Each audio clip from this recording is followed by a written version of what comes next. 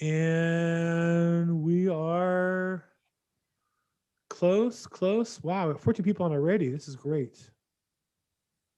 We made a little technical change. Now, instead of live video to Facebook, we do live to YouTube and then post to Facebook. So, hey, good afternoon. Welcome. Happy Thursday. I'm Bill Gross, and this is our weekly probate real estate Zoom call. We do this every week on Thursdays, 4 o'clock Pacific time. I record it, and we also stream it live onto YouTube if you want to watch it there. Love to have you subscribe on YouTube if you're there, or like it or comment there if you have suggestions. But we're trying to build the YouTube piece of this puzzle, and so love to have your support if that's something that you can do. Great. And the idea of this call, and we have some new faces and some regulars. So we don't charge for this. It's open to the public. I designed this to be a kind of a working place for people who are in the business or looking to get in the business of real estate.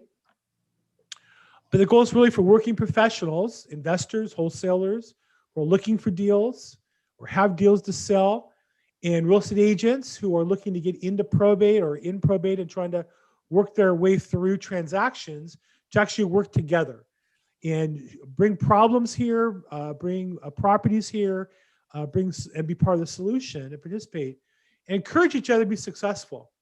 I've been in real estate since 1986 here in Southern California most of the time. There has never been a better time. Let me just change the view here real quick. There has never been a better time, in my opinion, to be a real estate professional than right now. There's never been a better time to make money. Never been a better time to build a business, start a business, get deals done than right now. Yet, that said, real estate is a lonely, tough business. And we all need encouragement, support, help from time to time to share resources. Some of us have it within our company environment, but even those companies oftentimes don't offer enough. And so I designed this call to be a place that you come weekly and bring challenges, bring problems, share them with the group. And I'll just give you an example. Tomorrow I go to probate court. I have a check for $51,000, and I go to court tomorrow to represent a client who I brought this deal to, an investor to buy property, hopefully. And I'd say that 1 in 4 properties get a bid on, you win. I've improved the odds to about 1 in 3 based on some things that I do.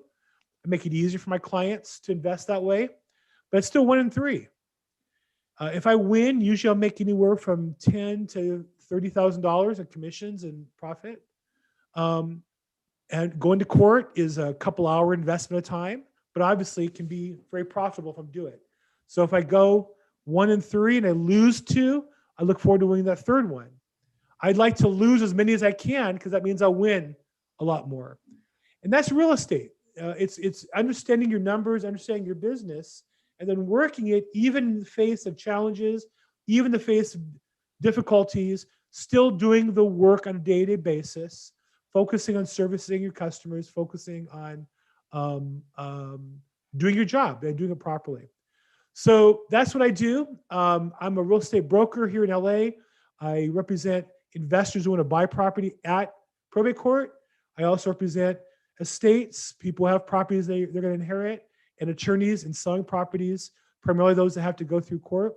I also run a real estate business that helps salespeople build their business and build their wealth. And if you're in the business and want some help in those areas, love to help you with that.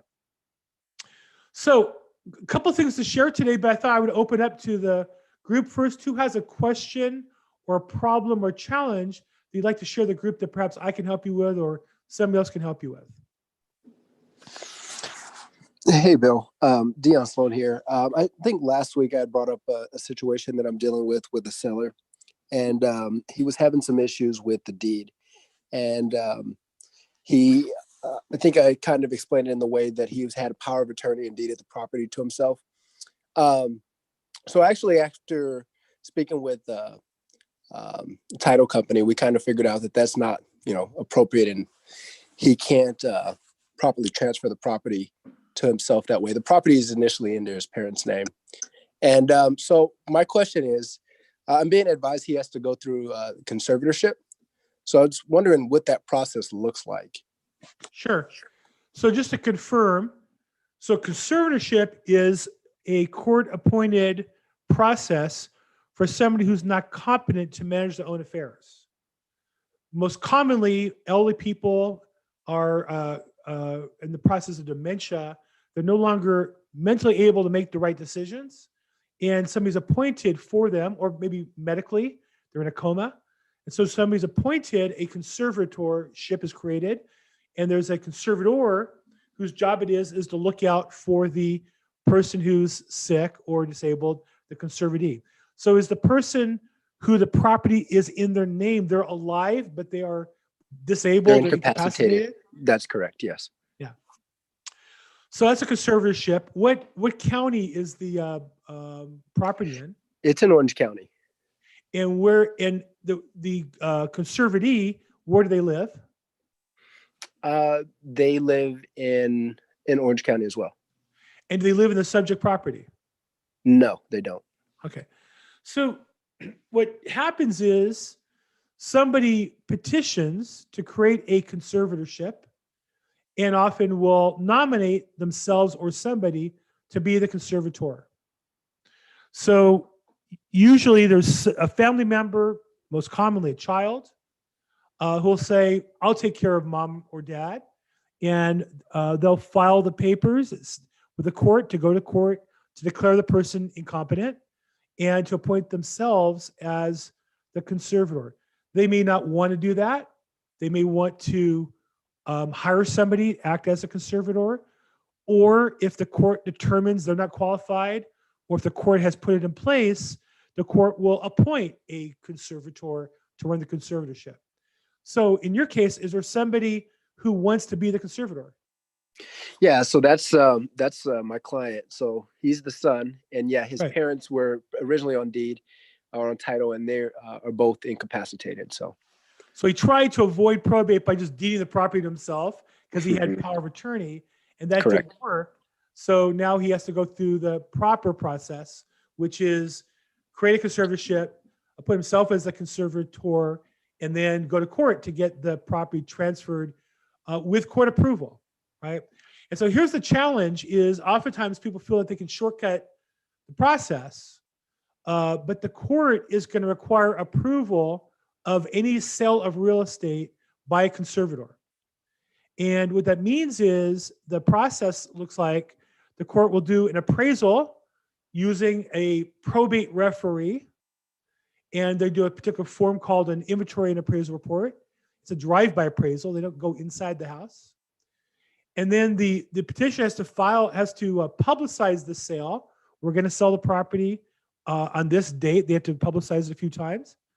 And then they select an offer after that date, file a petition with the court to get the court to approve that contract. And then now in LA, if you you petition, it's about 3 weeks, then you get your petition and you file that, you get a court date today in March or April. And so the buyer has to wait, until that court date to get the court approved. Then the property has to sell for at least 90% of the probate referee's report and meet other criteria. Has to be publicized. There's a number of other criteria. And then on the day of the court confirmation, anybody can walk in the courtroom like me and say, you know what, I want to buy the property. I'm willing to pay more than that by a minimum of 5% plus $500. So if it's a $500,000 property, I'd have to, and I'm sorry, if the sale was for $500,000, I'd be willing to pay $525,500. And I had to show up with a cashier's check for 10% of that, $52,500. That's exactly what I'm doing tomorrow. Tomorrow, there's a conservatorship that I think is trying to self-deal the property, and they're whatever. And so the court has this process. It sounds cumbersome, but it's to protect people from becoming incapacitated and having a family member take advantage of the situation. So that's kind of an overview of the process, Dan. Does that sound like what you're preparing for? Yeah, no, that sounds pretty much right as far as what I'm being advised as well. Now, let me ask this: does having siblings involved affect the process at all? Yeah. So a couple things. First off, when I run a database, I'll say this: I'm an expert in LA County. I'm researching Orange County. Don't know as much about Orange County, but I think it's similar. When I research the probate activity in LA County, 95% of the probate cases filed were by attorneys who have done one or less per year. Conservatorships even less. And so while there are a lot of attorneys who know a lot about the law, there are very, very, very few who know anything about selling real estate through a conservatorship. That's my specialty. I represented an estate. We had 14 properties to sell, and it was very complicated. You don't want them on different days. You want to group them together as best you can. That's what I work on to help the attorney get it through. Because if there's one wrong thing on the publication or on the notice to the parties or on the sales contract, then you have to continue the sale for 30 days or more.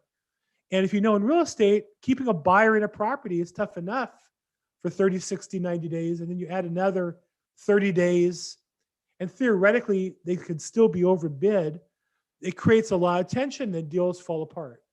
That's why less than half of the sales are confirmed on the first time in LA County. Again, I can't speak to Orange. I imagine it's similar, but in LA County, less than half get confirmed on the first day. That's what I specialize in. And so I offer to real estate agents, if you get a case that needs court confirmation, particularly if it's a lead and you haven't firmed it up with the attorney, let's game plan. Maybe I know the attorney, and let's pitch working together as a team and split the deal. And that way you're bringing in the expertise of a probate expert with your relationship with the consumer. And those together create a really powerful team. Whereas any other probate person won't know your seller, and any other person knows the seller, odds are doesn't know anything about probate. And I use the word probate, conservatorships, as a subset of the probate business. Does that help a little bit? That it does. And if possible, let's connect offline, and maybe we can talk more. Yeah, fantastic. Love to. Great. Now I did get a question from Tanya. Can probate be financed? So Tanya, let's be a little more specific. When you say be financed, do you mean can you buy a property at probate court as an overbid? Or do you mean just any probate property? Because there are probate properties in the MLS that don't require court approval, and there are those that do require court approval. So which are you referring to in general, or what are you referring to? She's muted. So let me help. And again, the fact that an experienced agent like Tanya is asking this question, it just tells you that why there's an opportunity, I think, for agents to represent buyers in probate cases, because so many realtors just avoid the topic because they don't know. Or even if you do try to sell it to the buyer, because you don't know, your buyer can tell that you're unsure. But I'll say there's two different major categories of probate real estate: those that need court approval and those that don't need court approval. Those that don't need court approval are almost like any other transaction. They're in the MLS, they can be financed. The form's a little different, but it's basically the same. If you get one, have some questions, call me or text me, be glad to help you. So the majority of them are probates that don't need court approval, and yes, they can be financed. Of those that need court approval, there's two different stages.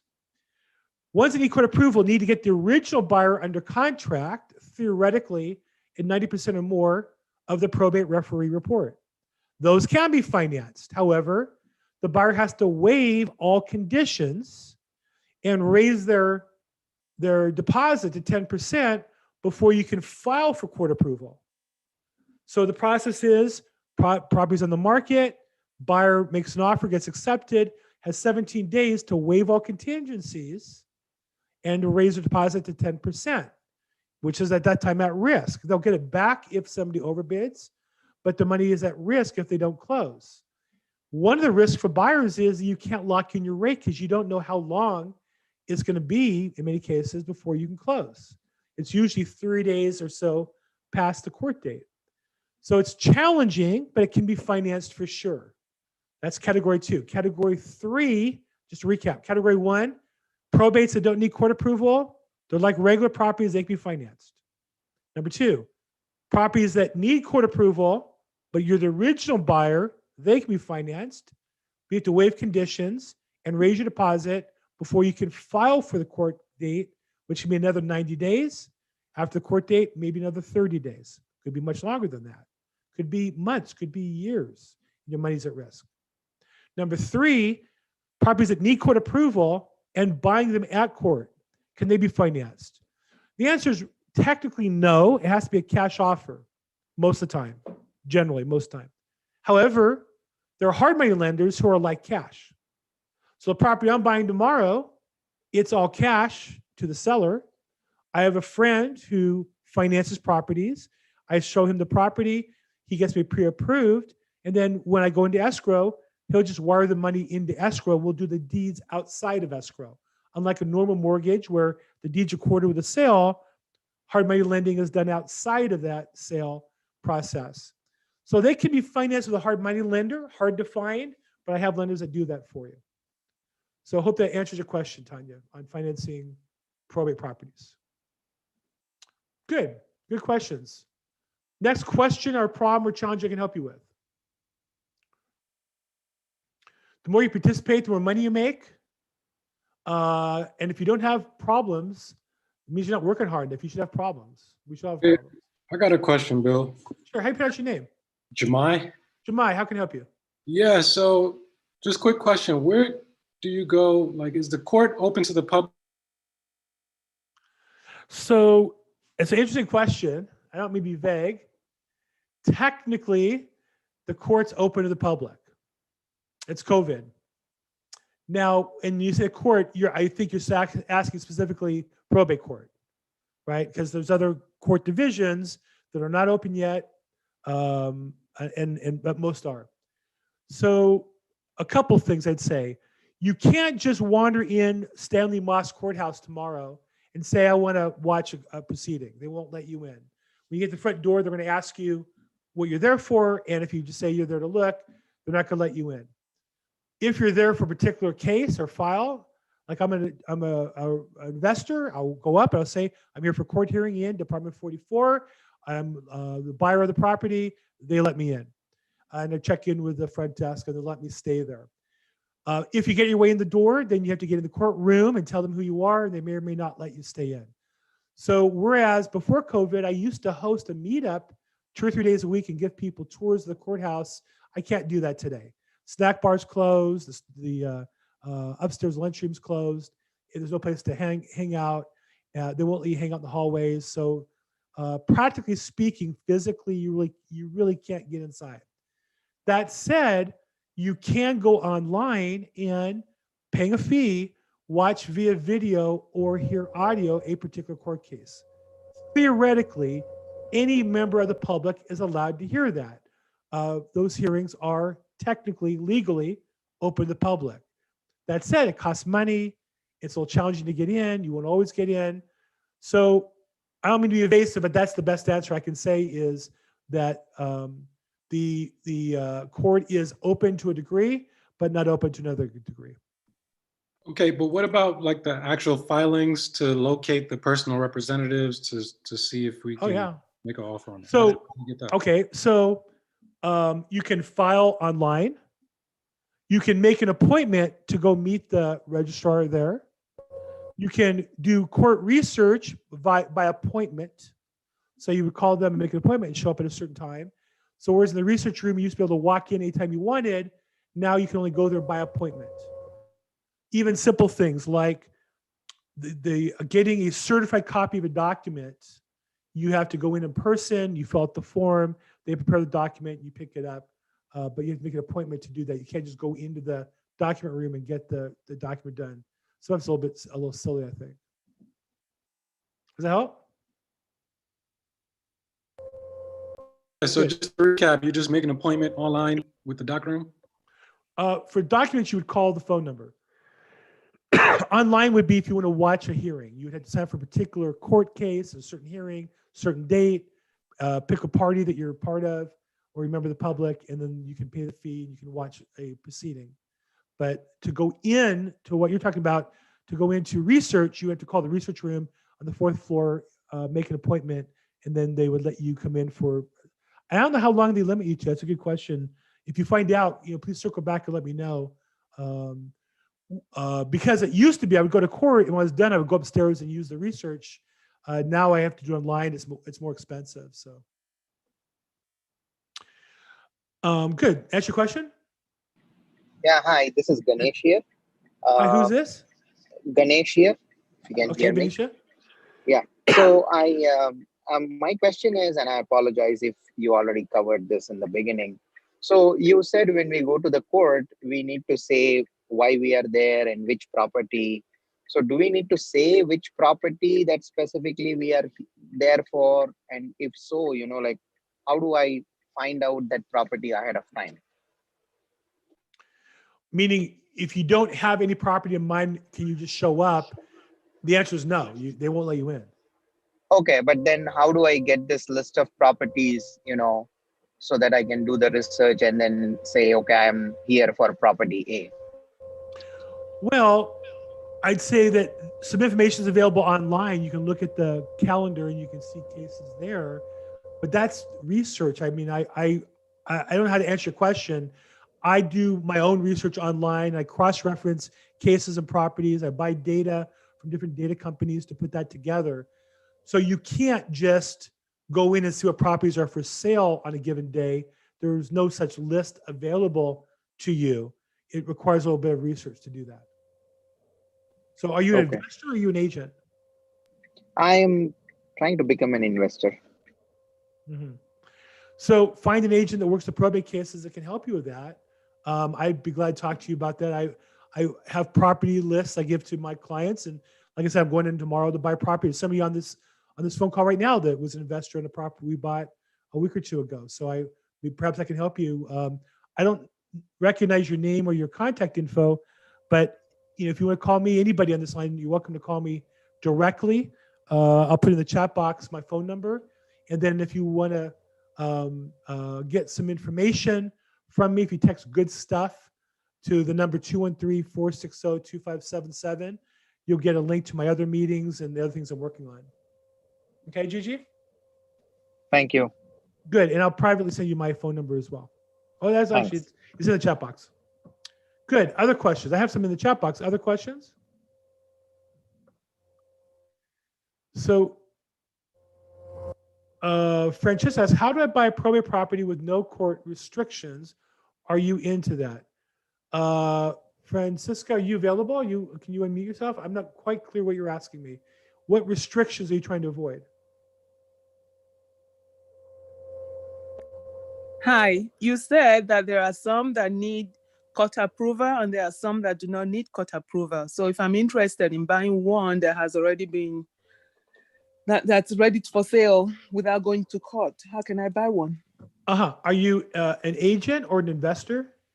Like the last speaker, just a beginning investor. Great. So if you work with a real estate agent, they can search in the MLS for probate properties that do not require court approval. And I thought you buy data to get the list. You don't have that? I mean, I'm an agent and I run that list from time to time with clients I work with. If I don't know you, I'd be glad to talk to you about working with you. And what area do you live in? Los Angeles, San Fernando Valley. Yeah, Francesca, let's talk offline. If you want, reach out to me, and if I know who you are, I could get you a list of properties that are available from time to time. We could talk about that. Okay, then. Thank you. Sure. I'm just curious, are the people interested would that be a report people would be interested in as investors, properties, probate properties that do not require court approval? Is that something you'd be interested in regularly? Are they less expensive? Well, here's the thing, Francisca, I think that's a great question. Are they less expensive? Or another way is, can I get good deals that way? Yeah. And here's what I would say. I've worked with a lot of investors in my career. And the thing that I don't think new investors appreciate is you can make a lot of money in real estate, but you're going to have to do some work. Yeah. And I don't think they appreciate how much time you have to spend researching to find properties, to find the good deals.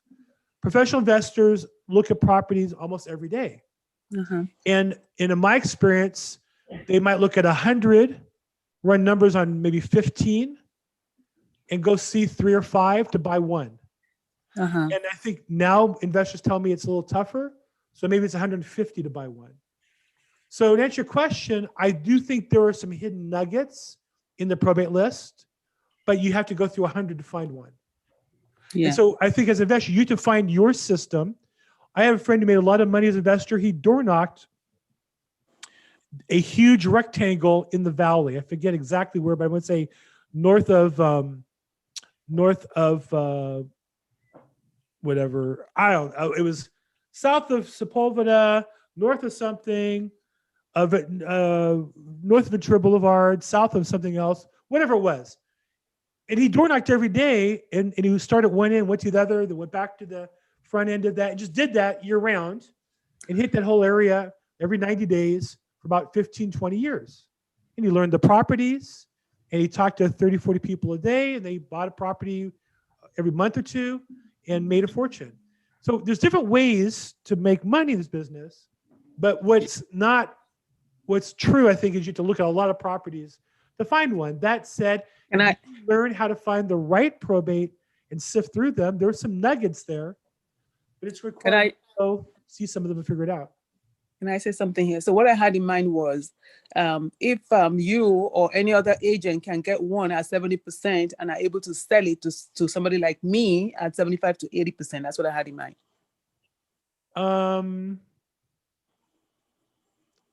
I mean, I buy property like that, but I don't. Here's what I'd say is that if I find a really good deal, I don't need somebody else to sell it, so I know how to sell it. Okay. And so as an investor, I think it requires a little more research than, well, bring me a deal and I'll buy it from you. Now, if you're an experienced investor, it's different. When I have a deal, I have one that I have, and then my investor, for whatever reason, is backing out. So I call an experienced investor with a really good deal, but I know he can close on it right away. When you're newer, you have to earn those people bringing you those kinds of deals. So I think in the beginning, you have to look at a lot of property. Once you've bought a couple, then people like me will bring you back deals and say, hey, you've closed on one. I got another deal for you. And I'll bring it to you. Okay. Okay. Okay. How many probably know that was that question? Let's see. Tanya asked, I want to buy probate for myself. As a realtor, I just make the offer like always, or is there a specific form for it? So again, Tanya, I'm not sure if you're asking, if you're talking about property that's in the MLS, if it's a probate, then as a real estate agent, we have specific CAR, California Association of Realtor forms for a probate property. So if it's a single family home, you use the probate purchase agreement, not the regular purchase agreement. If it's vacant land, it's a regular form with a probate addendum. So, call me if you have a particular property in mind. I'd be glad to walk you through kind of what that looks like. Oh, I see you're unmuted, Tanya. What kind of property are you talking about to buy for yourself? I'm going to talk about it. Do you have a specific property you're looking for? Know how to do this. I'm sorry, I can't hear you. Maybe Tanya, I know you have my number. We've talked offline. If you give me a call, I'd be glad to walk you through. Yeah, I don't know I'm trying to talk to you. Can you hear me now? Yes. Oh, great. No, there is no specific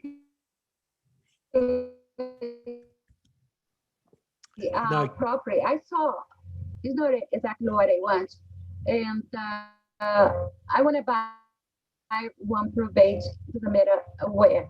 Just actually, I want to live on it. So I'm looking around the area that I live right now. Later on, maybe I want to buy for investment. However, I have a question. what about finance? You say we can finance if it's not a court approved, right? You cannot get Should I ask the financing lender? for No, property that you buy at court confirmation of sale, correct? But for instance, when I get the loan, I tell exactly what I want to the lender. Say, oh, I want to buy a probate. Is it that's what I have to do, or he No, I don't think they care. cannot be FHA? You know, Tanya, I'm sorry, we're having a hard time hearing you. Tanya, I'm having a hard time hearing you. I would love to answer your question. Why don't you call me offline and let's talk? I'd be glad to help you, Sure. okay? Sure. Unfortunately, have a bad Thank you connection. very much. I'm glad to help anytime. Okay, Julie Pearson asked, probate sales that don't need court approval, I'm assuming they don't need court appraisal either. Well, the estate has to do a inventory and appraisal, which is a probate referee's appraisal, regardless of the date of death for tax purposes. But no, they don't need an appraisal for the sale property, correct?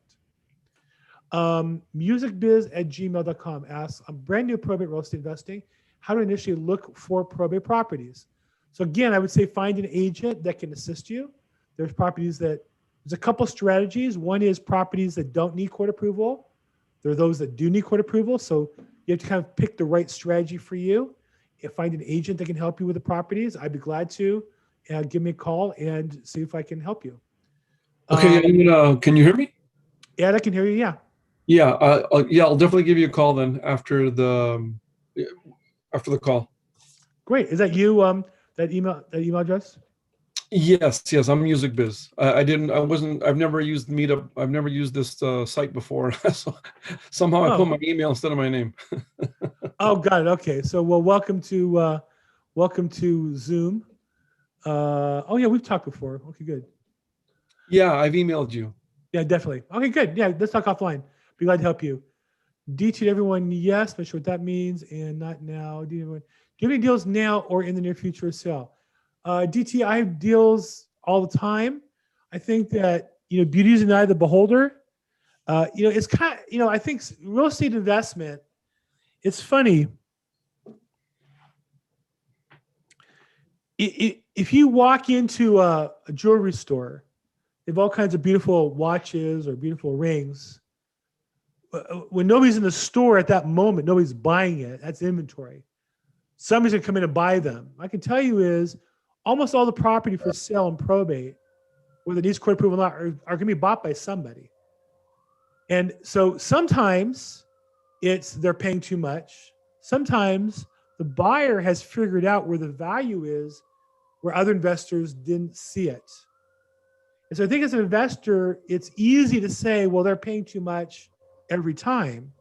But when you see sophisticated buyers buying certain things, it's because they figured out something that maybe other buyers haven't. Not always, but maybe. So as an investor, and I don't know who you are, DT, by your initials, but I would just say in general, newer investors are always quick to say, oh, well, there's no deals in that. Well, it's kind of like a diamond mine. If I gave you $1 billion diamond mine, you're not going to complain to me about how much dirt you have to dig out. You're going to dig out the dirt, get the diamonds, and sell them, make $1 billion.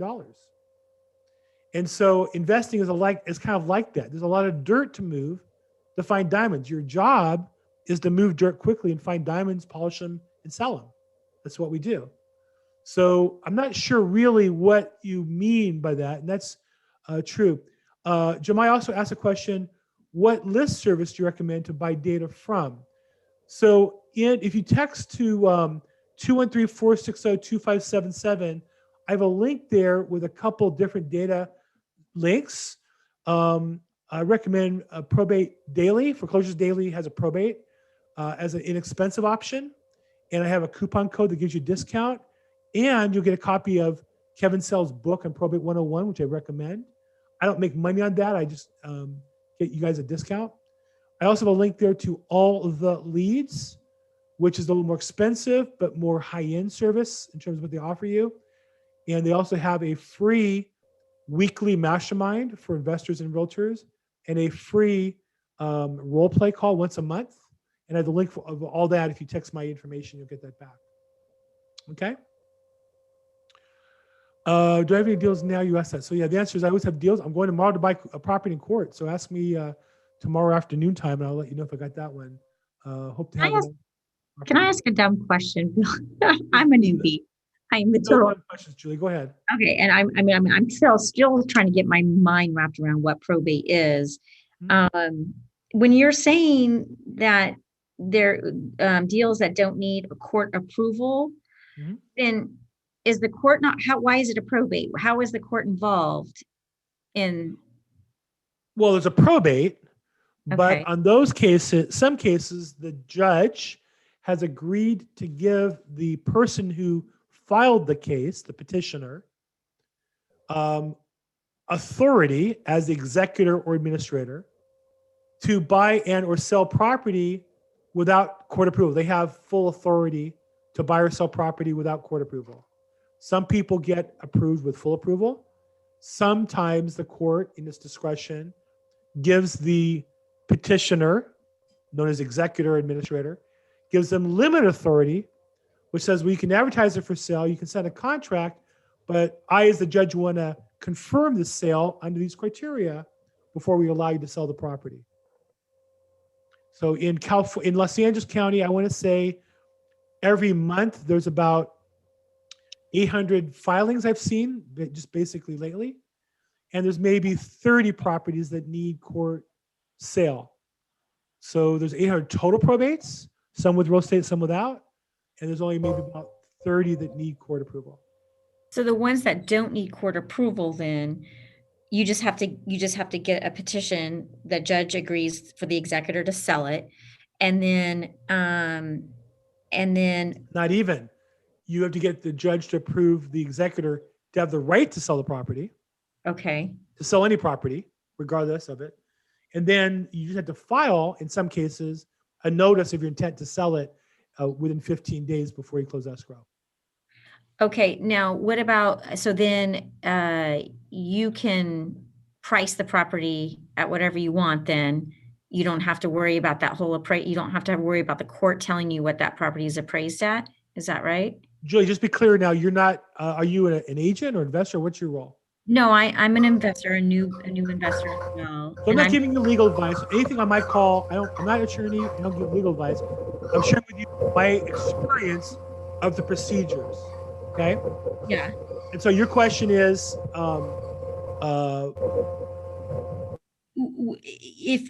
if you don't have court approval, if you don't need a court approval and the court involved, then the executor, but you do have to file a notice. Does the executor then have full reign as to the price of the property? yes. Doesn't need to be appraised by the court? It can go get their own appraisal? No. So here's the thing though. So you, the petitioner could be executor or administrator, depending on the case, files the petition for probate. And the judge says, fine, you're authorized with full authority, which means you can price the property, sell the property any way you want, not sell the property, whatever, list the property, rent the property, refinance it, whatever you want to do, you have full authority. But imagine there's 2 or 3 heirs, 2 or 3 siblings, they're entitled to some of the money. And so this is an area that is misunderstood. Just because you have full authority doesn't mean you can do something fraudulent. And so if you're one of 3 heirs and you buy the property yourself or you sell the property to your friend on the cheap for the purpose of reselling it to you to make a profit, one of your siblings or one of the other heirs could, if they find out ahead of time, file with the court to object to the sale. They could object to your handling of it. They could object. You can't distribute the money till the end. So they can object to various things. And there are cases, many cases, where the petitioner, the executor administrator, had full authority, but because of conflict along the way, the court said, you know what, we're not going to allow you to sell the property now. We want to approve that. So, or after the probate's done, their people get sued by their family members saying, you sold the property to your friend Joe, who sold it back to you, and that's fraud. You're obligated as executive administrator to maximize the value of the estate, not just your individual share. So just because the court gives you the trust or the authority to do something doesn't mean you can do whatever you want. You still have an obligation to act in the best interest of the estate. Just like we as realtors, we can list a property for what we want, but if we lie to a seller and get them to sell it cheap because we're going to get extra commission dollars, well, we can make that sale, but that doesn't stop the seller from coming back to us and properly suing us for not doing our jobs properly. So is the court then involved in, how is the court involved in keeping everybody accountable? Well, I mean, I've seen a whole wide range. I've seen cases where they file a 15-day notice, and one of the heirs says, hold on, we don't want to sell the property, or you're selling it too cheap, or how much you selling it for, we want to check it out. So I've seen heirs object to a sale, and then they'll file an objection, and then the court has to hear that. And I've seen cases where after the sale, an heir sued the executor or the administrator. That's why they sell insurance, liability insurance for executors and administrators. That's why some people don't want to do it, because they don't want to risk being sued. And there's cases where you have 15 different heirs. I've seen, distant families, all kinds of cousins, and there are people who just are unreasonable, don't understand what costs are, and they don't want to pay commissions. And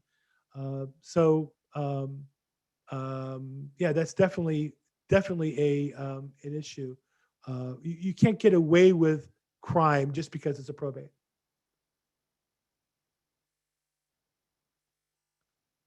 Good questions, guys. Any other questions? I have one in regards to, what do you think of the pre-foreclosure leads versus foreclosure leads? Or not probate, I mean. So pre-probate leads, Jess, you're an agent, right? Yeah. With EXP? Yes. In San Diego area? Yes. So pre-probate are typically used by investors, wholesalers, not by real estate agents. Now, there are realtors who do pre-probate leads. I don't know of anybody who's done it successfully. And I think of the karma there. Somebody buried somebody, and now you're going to call them and solicit their sale of the real estate. You better be very sensitive in how you do that. And then you're calling everybody who died in LA County to get the few that have real estate. But I do know people who take the probate, the pre-probates, and then that data is cross-referenced with those that own real estate, and then maybe even cross-referenced with who's owned the property for 10 or 20 years or longer. They use different analytics to try to move the odds in their favor a little bit. I have heard of that, but I don't know anybody who just buys the pre-probate data as is and calls on those or mails to those. Now, if you're doing it or you've done it, share your experience on this call. That's what I had this call for. No, I was curious because I talked to one of the guys that you use, and they were saying that they're the only ones that do the pre-probate and only give you ones that have real estate in them. Correct. Now, Probate Daily has that data. They're the only ones that really have it. They do cross-reference it with phone numbers. I would, if it was me, I mean, I'm a happy customer of theirs, but I would say I would encourage an investor or wholesaler to do that and partner with me in the area. And I'd say to them, those that you don't need probate, good luck. Those that need probate, I would help them get the probate done cheap, fast, and full approval as quick as possible. And then they can do what they want in those deals. I'm not really necessarily involved. They're just going to buy it amongst themselves. But those that need court approval, obviously those are listings that I want to handle. So I work with investors who call pre-probates, help them get their leads, and then the ones that need court approval, they bring those back to me. So it's mainly for investors, you feel that as an agent? I think so. Because if you think of the data, I don't know that they know they're pre-probate. They just know somebody died. They don't know, is there a trust? Is there a spouse? The percentage of people who die with real estate that need probate is a small percentage, right? And so you're now, do they need to sell property? Maybe, maybe not. But I think that's more for a wholesale investor. And then wholesale investors are looking for distressed properties by their nature. And also you can cross-reference that data with tax sales and with liens and with city notices and such, and get really those properties that are really in trouble. That's what investors are really looking for, I think. So Bill, I'm glad you said that. That's exactly what I want to do is I'm act as a wholesaler for pre-probates. And so you're saying to funnel those leads to you, and you're like the end buyer. Are you the end buyer of that, or are you just the guy that takes them through the probate process? Well, those that need probate, you as a wholesaler, you want them to get full authority, so you don't need to go to court confirmation. Court confirmation raises the price and takes longer than otherwise would happen. You want a cash offer, fast and clean. And the problem is everybody knows an attorney. Attorneys like realtors, everybody knows one. And 95% of the cases that I see in LA, the attorney handling the probate hasn't done but one a year. He really does not know the process. May know the law, doesn't know the process. May even read the process, has no experience in the process. And so I see properties that should get full approval approved, regularly not get approved, regularly get continued 2-3 months. And the problem is the longer it lingers out there, the more people competing with your deal. So you find somebody has a house, they want to sell to you, you agree on a price, they're ready to go. Everything that happens until that deal closes for you is bad news. And so you want it done as quick as possible. So the investors I work with and the ones I like to work with that don't work with me have their own systems. It's like a race to get that probate authority done as quickly as possible and properly so they can buy the property as quick as they can. So definitely reach out to me. I'd be glad to help you with some strategies or individual cases, how to handle that. Do you think any county is better than another to do, like San Diego, Riverside, LA? I know you do LA. Well, and I'm expanding, to be honest. I'm building out my business. We're doing our research now in Orange. And it's funny, combined, Orange, San Bernardino, Riverside, and San Diego combined do about what LA does. So we're actually rolling out in those counties here over the next few months. They're all different. They all have pluses and minuses. So I would say the one to work with is the area that you're in. If you're an agent normally, I built out my business with the idea of building it statewide. I purposely joined DXP because we have one company statewide, and that gives me, I think, certain advantages over competing real estate agents because of that. So you have to find where your competitive advantages and play to that. Okay, thanks. Mm-hmm. Hey, Jay, Bill. Go ahead. Yeah, I got a couple of questions. One of them, hopefully, I think is yes, no. The situation that you're doing tomorrow, where you're taking a check with the expectation of outbidding the current bid, right? If I understood that situation correctly. Uh-huh. In that situation, could somebody else show up with a check that's $500 more than yours? Do they automatically get approved that deal in that situation, or is there any additional discretion or opportunities to rebid or anything like that? Somebody else can and often does show up. They don't need to have a more check than I do, but if it goes to a sale, the judge will ask if anybody wants to bid more, and there'll be a bidding process, and we'll go to the highest bidder. So your check for whatever you said, $51,000, that's just kind of like gets you a seat at the table. Then you have the ability to bid. Correct. So you could have 3 people with $51,000 checks, and then you all just kind of get bidding at that point. Whoever has the high bid, then. Correct. Okay. And that's the situation where it's court mandated approval for the sale, not the other situation where they don't need court approval. Correct. Right? Correct. Yeah, it's funny because the listing agent in this case is not even aware of how to make the check out, and actually gave my friend the wrong information on what to do. And so it's just interesting how few people who are in this even know what they're supposed to do. on a regular basis. But yeah, anybody theoretically can show up with a cashier's check and be there tomorrow. And if you show up on time with a check and you're qualified by the attorney, then you're ready to bid. Okay. And I had another question. I apologize. I forgot what it was. So if I remember it, I'll unmute again. Thank you. Sure. Or text or email me afterwards. Great. Okay, so it's 4:51. We're going to wrap up here quickly. Any other questions, challenges, problems I can help you guys with?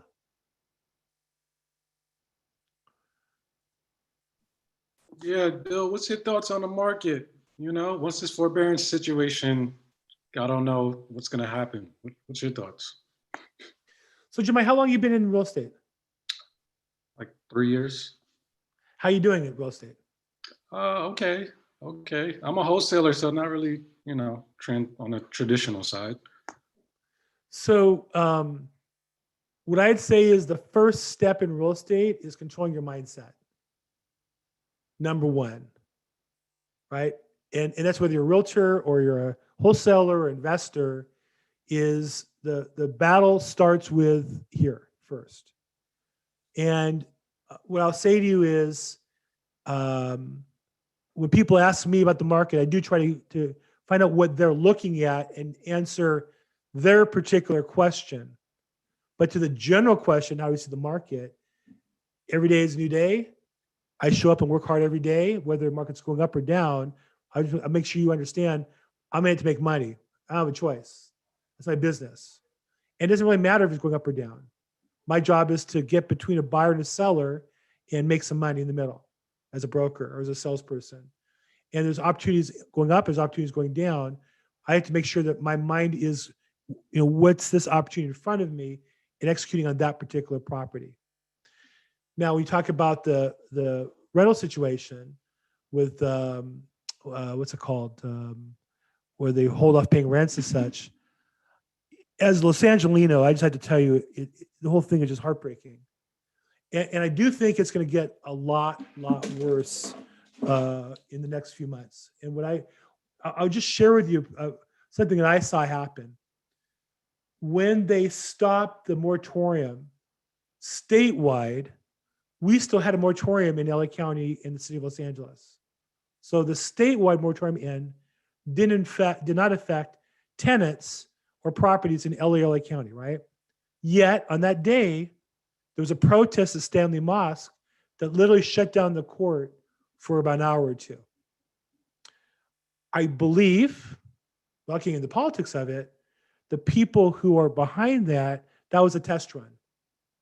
And I believe even when LA County lifts the moratorium, I believe politically, it's just too good a thing for these people. They're going to continue it and drag it out a lot longer than it should go. And so I think when people look at COVID and the economy and all that, I think this situation with tenants is going to be, I don't know how you get out of it. People haven't paid rent for a year. People who haven't paid rent for a year just aren't going to start paying market rent. I just know that, having worked with them. People who didn't pay rent for 6 months before COVID and can't get evicted aren't going to start paying market rent just because now the state says, okay, the economy is good and you should start paying. That's not how they act. You might, having been through the short sale process in 2008, 2009, you might think people living for free in somebody else's property might be putting that money in the bank and go buy a house, right? Would that be smart? You're in an apartment, you have to pay rent for a year or two, put the money in the bank, collect interest, buy stock, stock's gone up, chance of a lifetime to change your life, all that. No, they'll stay in that property forever. They'll pay attorneys and not get evicted before they'll move out because it's cheaper to pay an attorney than it is to pay rent. That's what lawmakers who don't own property don't understand. So I don't know what's going to happen. It just breaks my heart on both sides that people would choose not to pay rent, that investors who have the life type of properties aren't collecting rents, what it does to the quality of the property in our market area. And I think that's going to get a lot worse. So I would not invest in multifamily properties. I wouldn't invest in rent control properties. I'll sell them if you have one, you want to sell it. I'm a great agent to sell it. I get out as fast as I could. I don't understand. And I've sold them to people. I don't know why they're buying them. I just don't understand. So that's my take on it. But I'll make money either way. It doesn't bother me It doesn't get me down. As Los Angelino, it hurts to see so many people suffering. Of course, the homelessness and all that is very hard to see people in such difficult straits. But my beginning point to you was this. I'm in business either way. And either way, I go to work every day, work hard, and I look for somebody who's got to buy, somebody's got to sell, put them together. And there's always people looking to buy. There's always people looking to sell. Does that help a little bit? Yeah. That was good feedback, man. I don't know. I just feel like basic, supply and demand economics work. Right now it's low inventory. So at some point, there's not low inventory. I did a video on that subject. I think when people tell you low inventory, I think that's a misunderstanding of the market. I don't think that's true. In fact, I'm going to give you guys a link here, and I'll put it in the Facebook. I did a video. What does a tight real estate inventory mean? Because I think that is. Let me put it here in the chat box right now.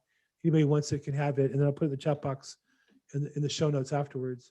But what I'll say is, I'll give you 1 minute. Well, no, watch that video. Go to my YouTube channel and check it out. It's about it's a 7-minute video. Why I don't think it's true when you say low inventory. Look, the press is going to always write something. If you're a newspaper or a magazine or website, you have to write something all the time.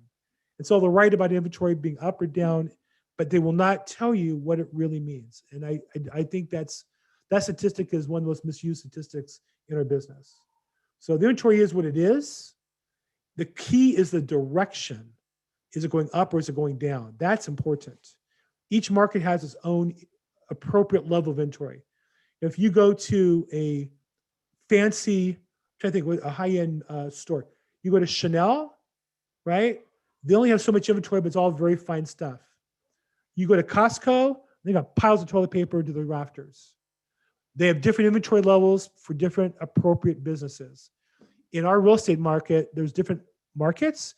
There's appropriate inventory for each of those markets. And the level of inventory should be a lot less than historical. Watch my video, I'll tell you why.